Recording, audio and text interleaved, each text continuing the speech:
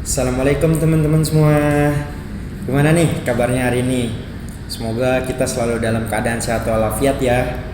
Jadi di sini saya dan teman saya Kamu Tiara Sari akan menjelaskan tentang yang pertama bisnis yang beretika, yang kedua globalisasi, dan yang ketiga tentang hak dan kewajiban pemilik usaha. Kita langsung aja ke materi yang pertama ya teman-teman. Jadi yang pertama ada bisnis yang beretika. Apa sih bisnis yang beretika itu? Jadi gini ya, bisnis yang beretika itu proses bisnis yang berlandaskan prinsip-prinsip moral yang baik ya teman-teman, seperti keadilan, kejujuran, integritas, dan tanggung jawab sosial, serta lain-lainnya ya teman-teman yang berhubungan dengan moral yang baik. Dalam sebuah bisnis, perusahaan atau pembisnis diharapkan tidak hanya memikirkan keuntungannya semata, namun perusahaan juga harus memikirkan dampak sosial serta dampak lingkungan dari aktivitas bisnis mereka.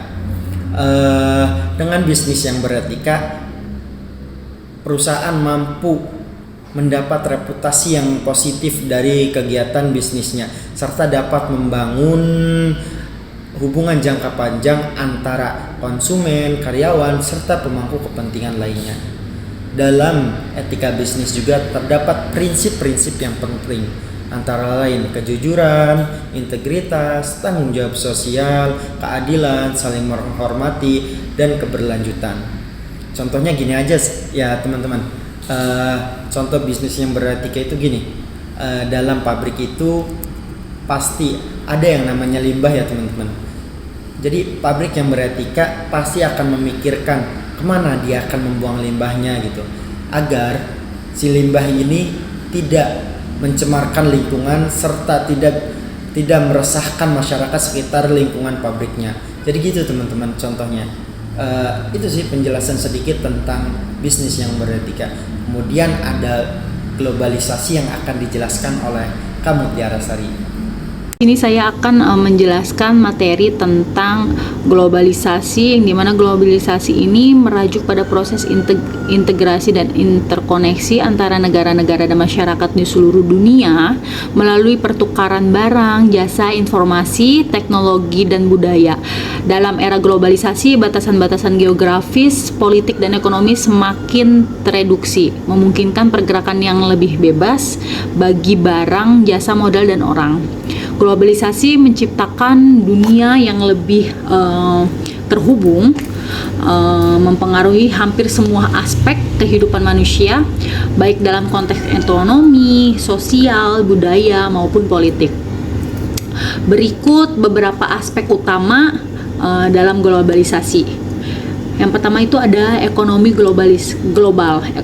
Globalisasi mempercepat aliran perdagangan internasional, investasi, dan kapital perusahaan-perusahaan besar kini dapat berproses secara global, menjual produk di pasar internasional, serta mengakses sumber daya berbagai belahan dunia.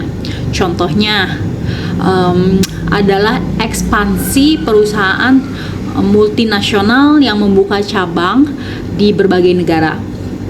Yang kedua, perdagangan dan teknologi. Kemajuan dalam teknologi informasi dan komunikasi, atau bisa dibilang dengan TIK, itu telah memainkan peran pasar dalam globalisasi.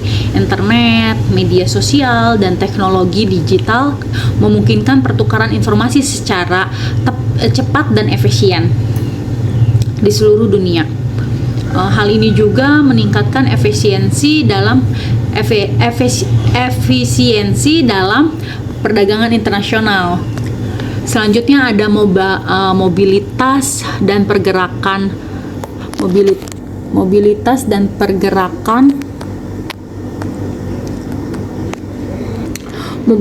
pergerakan orang. Globalisasi juga memungkinkan mobilitas tenaga kerja yang lebih besar. Banyak orang yang berpindah antar negara untuk bekerja atau belajar, yang juga meningkatkan pertukaran budaya, keahlian, dan pengetahuan. Ada juga budaya global. Globalisasi memfasilitasi pertukaran budaya antar berbagai negara. Misalnya produk budaya seperti musik, film, makanan, dan mode dari satu negara dapat dengan mudah ditemukan di negara lain. Hal ini dapat memperkaya keragaman budaya, tetapi juga menimbulkan kecemasan tentang homogenisasi budaya. Peningkatan kesenjangan sosial. Meskipun globalisasi menciptakan peluang ekonomi, dampaknya sering sekali tidak merata.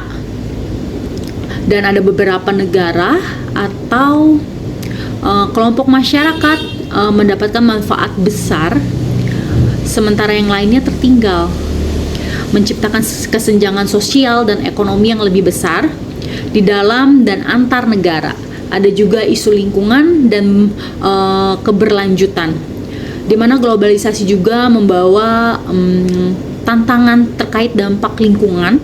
Aktivitas industri yang berkembang pesat dapat menyebabkan degradasi lingkungan seperti polusi udara, perubahan iklim. Oleh karena itu, penting untuk mengelola globalisasi dengan cara yang berkelanjutan dan ramah lingkungan. Secara keseluruhan,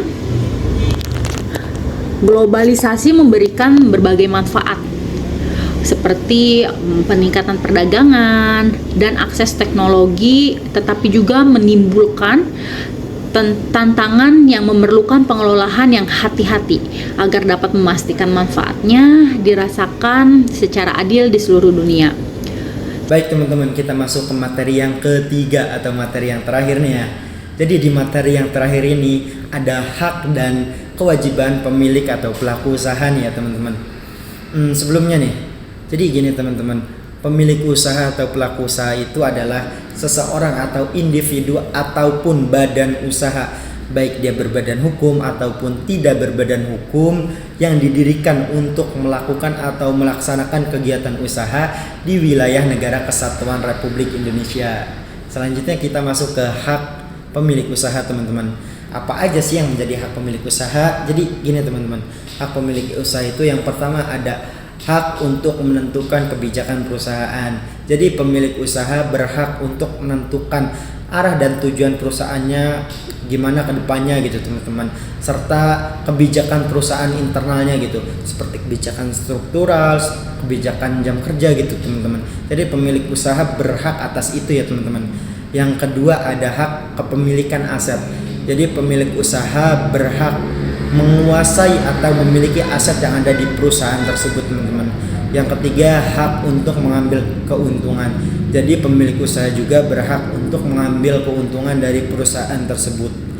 Dan kemudian kita masuk ke kewajiban pemilik usaha. Apa aja sih yang menjadi kewajiban pemilik usaha? Jadi yang pertama ya, kewajiban pemilik usaha itu kewajiban untuk membayar pajak. Jadi pemilik usaha wajib untuk membayar pajak seperti pajak penghasilan, pajak perusahaan, dan pajak lain-lain ya teman-teman. Yang kedua ada kewajiban mematuhi peraturan dan hukum. Jadi perusahaan dan pemilik usaha juga wajib mematuhi peraturan dan hukum yang ada di sekitar lingkungannya ya teman-teman. Yang ketiga ada kewajiban menjaga kepentingan karyawan. Jadi pemilik usaha juga diwajibkan untuk menjaga kepentingan karyawan seperti memberikan gaji yang sesuai, memberikan cuti yang sesuai, serta uang lembur atau gaji lembur yang sesuai juga ya teman-teman. Dan yang keempat atau yang terakhir, kewajiban menjaga nama baik perusahaan.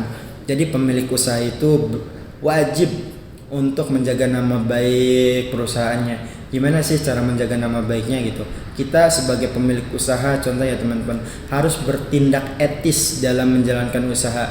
Etis itu ya gini teman-teman, pemilik usaha harus bertindak jujur, integritas, mempunyai tanggung jawab sosial, dan profesional dalam menjalankan kegiatan usahanya. Jadi gitu teman-teman penjelasan tentang pemilik usaha. Kayaknya cukup sekian nih teman-teman, pemaparan atau penjelasan saya dan Kak Tiara tentang bisnis yang beretika, globalisasi, serta hak dan kewajiban pemilik usaha. Kurang lebihnya mohon maaf. Assalamualaikum warahmatullahi wabarakatuh. See you teman-teman.